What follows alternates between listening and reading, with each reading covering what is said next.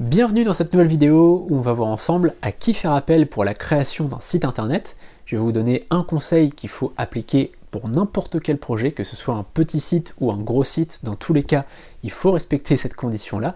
Et puis on verra quand faire appel à un freelance et quand faire appel à une agence. C'est parti. Dans tous les cas, mon conseil de base, c'est d'utiliser une plateforme de mise en relation entre freelance et entreprise ou entre agence et entreprise. Dans tous les cas, il faut passer par une plateforme de mise en relation. On a Malte pour les grosses agences, puisque en général, leur client cible, c'est plutôt les sociétés du CAC 40 ou les grosses startups qui ont des gros projets, donc là plutôt Malte. Et puis pour les plus petits projets, pour des projets de création de blogs, de sites vitrines, de sites e-commerce plus modestes, eh bien on a des plateformes comme befreelancer.com, le lien est dans la description. On a des plateformes comme Fiverr, comme ComeUp. Vous avez plein de plateformes qui répondent à ces demandes-là, à ces projets-là.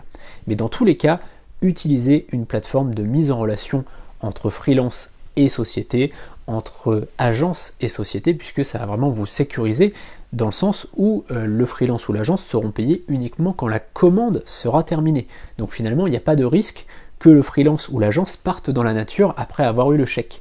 Ça, c'est parfois le cas, ça arrive que des clients se fassent arnaquer, ils payent un acompte de 30% et puis le freelance part dans la nature.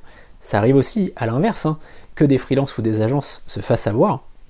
Donc là, l'avantage, c'est que tout le monde est sécurisé par ces plateformes-là, puisque le client paye la commande au départ, l'argent est bloqué, et à la fin de la commande, le freelance ou l'agence touche la commission qui lui est due. Donc c'est l'avantage, c'est que tout le monde est sécurisé par ces plateformes. Quand faire appel à un freelance ? Globalement, tous les projets qui nécessitent un métier, il faut faire appel à un freelance, puisque ça va être beaucoup moins cher dans le sens où le freelance, il a son local, c'est chez lui. En général, il n'a pas de bureau qui va payer 1000 € par mois et donc ça va gonfler tous les projets. Non, en général, il travaille de chez lui, il a un petit bureau, il travaille parfois dans sa chambre, donc ça va vraiment peser sur le prix finalement que va payer le client. Donc c'est plus intéressant quand vous avez un projet qui nécessite un seul métier de faire appel à un freelance. Dans ce cas-là, qu'est-ce que vous allez faire ?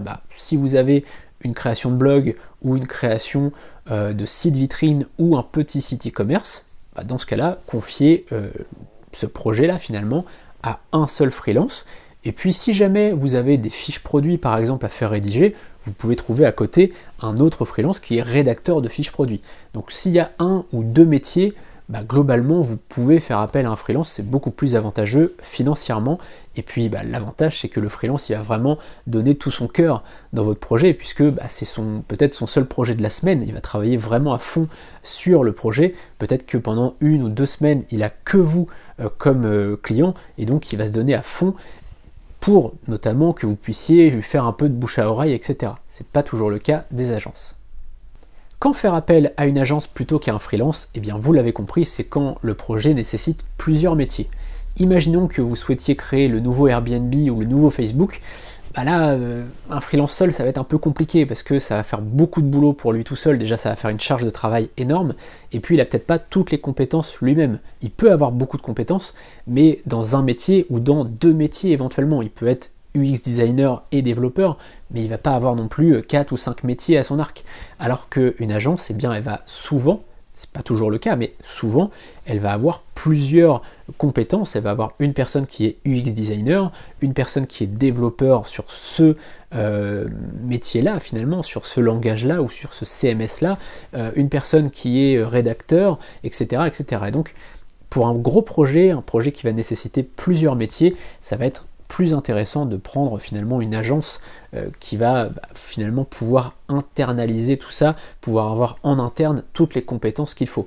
Après, vous pouvez aussi faire autre chose, c'est un peu un mix des deux, c'est passer par un collectif, c'est-à-dire plusieurs freelances qui vont travailler ensemble. D'ailleurs, on va de plus en plus vers ça sur notre plateforme befreelancer.com.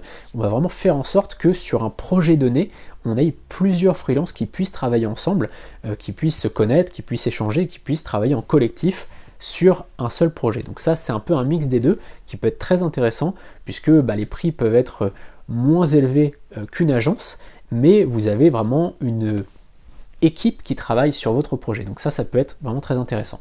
Mais globalement, pensez bien que si vous avez un très gros projet qui va nécessiter plusieurs métiers, En général, on va plus aller sur un collectif ou sur une agence. Petite mise en garde avant de terminer cette vidéo, faites attention aux agences qui proposent des abonnements. On voit de plus en plus ça, je ferai une vidéo spéciale là-dessus dans quelques jours, rassurez-vous parce que j'ai vraiment envie de parler de tout ça. Les abonnements, ça marche très bien, c'est sûr au niveau de la vente puisque les entreprises elles ont l'impression de ne pas payer cher, mais au final sur 5 ans elles payent beaucoup plus cher, on verra ça dans une prochaine vidéo. Et au final, le client n'est jamais propriétaire de son site. Donc le jour où le client ne peut plus payer, ou soit il n'a plus les moyens, soit il n'a plus envie de payer, eh bien il perd tout ce qu'il a.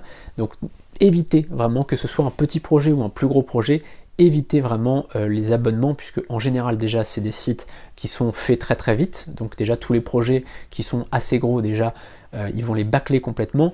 Et même un petit site vitrine en général ça va être assez bâclé.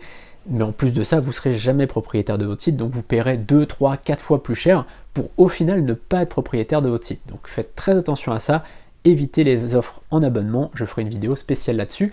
N'hésitez pas à vous abonner à la chaîne puisque je prépare plein de choses, là j'ai ma liste de vidéos, j'ai plein de trucs qui arrivent très bientôt, j'ai plein de plans de vidéos qui sont prêts, donc n'hésitez pas à vous abonner et à activer la cloche pour ne rien manquer des prochaines vidéos. Salut!